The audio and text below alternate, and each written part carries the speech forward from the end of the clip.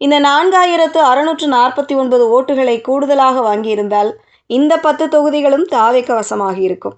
இதன் மூலம் விஜயின் பலம் 118 உயர்ந்திருக்கும். தாவேகவின் கைகளுக்கு வரவேண்டிய இந்த 10 தொகுதிகளையும் பிரதான கட்சிகள் தங்களுக்குள் பிரித்து கொண்டன.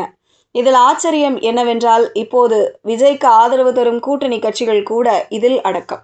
அதாவது இந்த 10 தொகுதிகளில் அதிகபட்சமாக 4 தொகுதிகள் திமுக வசம் போனது. மறுபுறம் அதிமுக வசம் 2 தொகுதிகள் போயிருக்கிறது.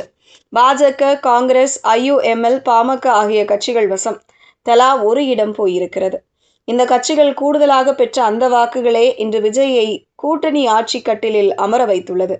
தனிப்பெரும் மெஜாரிட்டி கிடைக்கவில்லை என்றாலும் தனது முதல் தேர்தலிலேயே 108 இடங்களை பிடித்ததன் மூலம் 60 ஆண்டுகால திமுக அதிமுக ஆதிக்கத்தை உடைத்துள்ளார் விஜய்.